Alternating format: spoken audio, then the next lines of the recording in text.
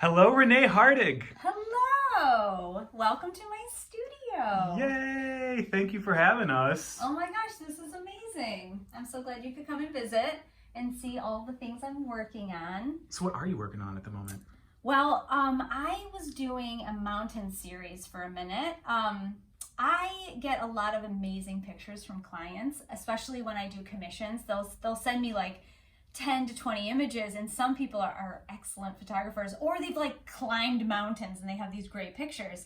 And I always ask them, hey, can I use them if I do a painting? And I'll just offer it to you first. And of course, everybody is always like, yay, use any image that you want. So then I started collecting more mountain pictures from all these people, and so I decided to do a mountain series. Yeah, so I'm working on that. This one is Broken Top, and I'm getting that one going. And then this is my last one, so I only have these two left. All right. Yeah, and this one's Bachelor. So every painting starts with this tint is the initial process. I first gesso it, which is just a white acrylic paint, and then I sand it, and then I tint it. So up to this point, it's still acrylic. I don't tint with oil, which I used to, but it takes so long to dry, like, 4 days for it to set versus like 30 minutes. Yeah. I don't have that kind of time. So and also this protects the surface, I think, even one more layer, which I am really worried about preserving and hopefully making these paintings last for lots and lots and lots of years. So after this point, I draw onto the canvas with this graphite. It's a 4B graphite stick. Oh, cool. Yeah. And it just allows me to draw in a way that's really soft. You don't have to push on the canvas. And also I don't have to sharpen my pencil ever. So that's kind of nice. Then I start the underpainting. So this layer is the first layer that helps me to lay out the painting in value. So this is oil paint, and you can see as well some of my graphite marks in there, and I follow along and I lay out the whole painting. And then this oil layer needs about 24 hours to dry. If I don't give it 24 hours, especially with something like this, because there's so much snow in here, I'll pull in this reddish color, which is burnt sienna. I will pull it into the whites, and I'm a little too OCD for that. I like to keep all my colors separated.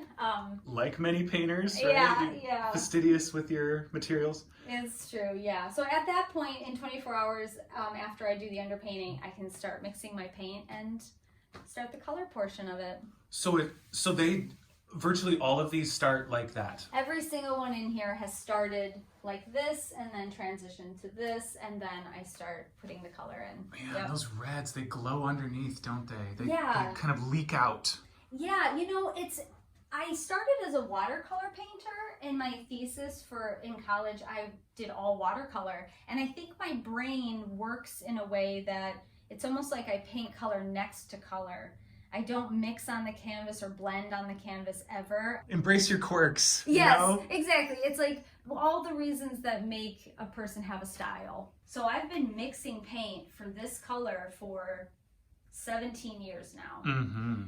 I don't have any problems mixing for that.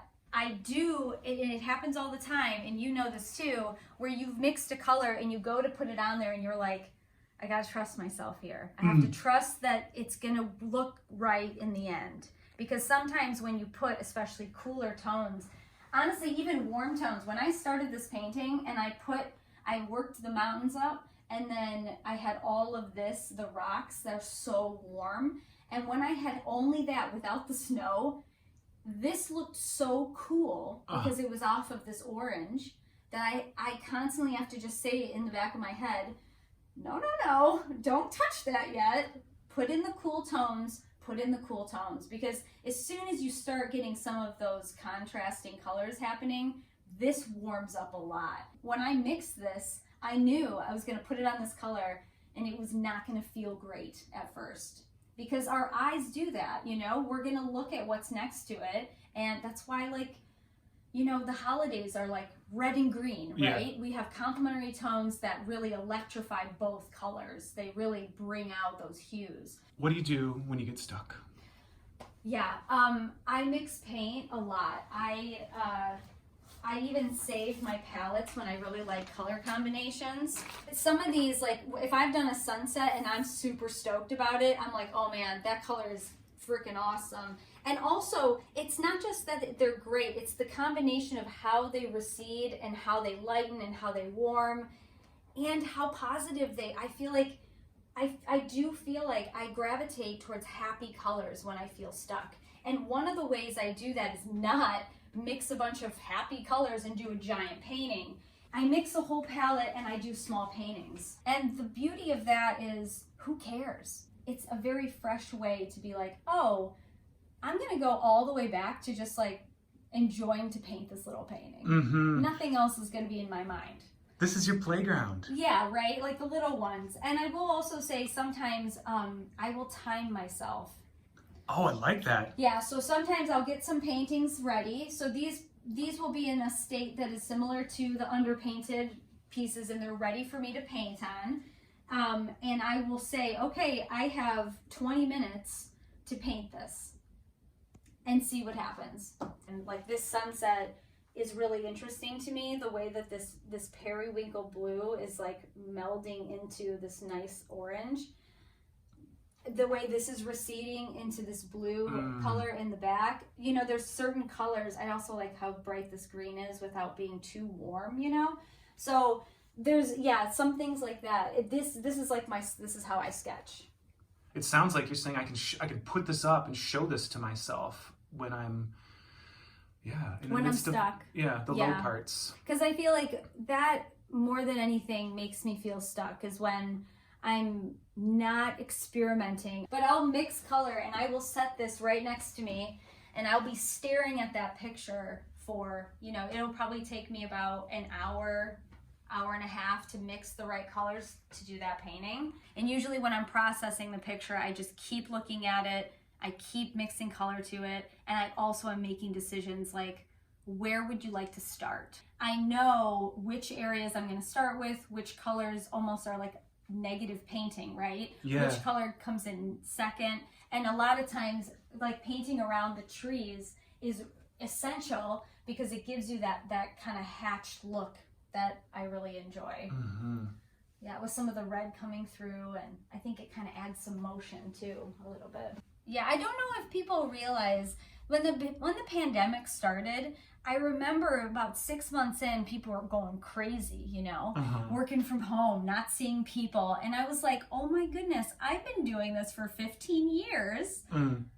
I can understand why, like, maybe I'm a little crazy sometimes. Because, you know, you're like, oh yeah, this is what solitary looks like, you know, like you really are alone most of the time as an artist or a painter. And you're looking at your own mind on the walls in a way, right? Your own activity, your own whatever, your own interests. Yeah. Your own concerns. Yeah. Maybe that's also something that like encourages me, is that I'll have some paintings that I love and I'll come in and it like changes the way that I look at the space, changes the way that I decide to mix paint, you know?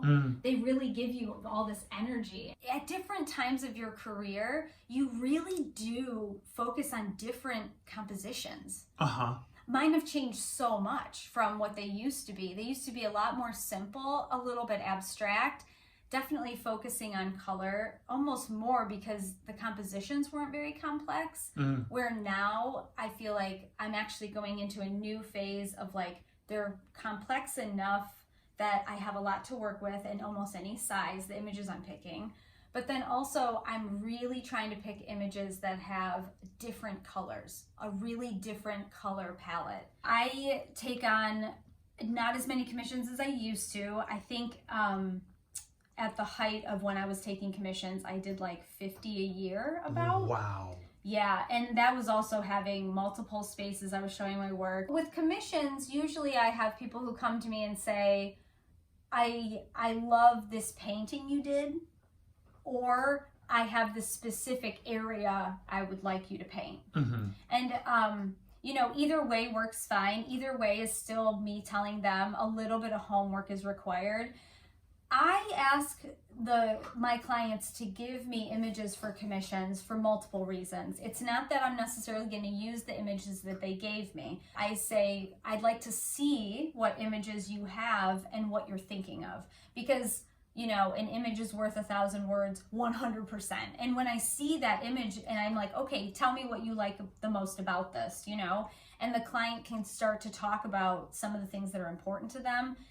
That's super important for a commission, because when I'm doing a commission, it really does take me about double the time it takes me to do a regular painting, because the entire time, every process, the colors I'm mixing, the composition I'm laying out, the whole thing, I have that voice in my head from the conversation with my client, and I want to hit all these points. Because I kind of feel for people when it comes to commissions. I mean, as artists ourselves, when I love something, I want it, but how do I love it before it's made? Oh, yeah. Right? I can imagine that being kind of difficult. But I don't know, sometimes people have such special things they want to do, and I love being a part of that, so yeah. Yay. Thank you so much, Renee. Oh, thank you. Thanks for coming and visiting.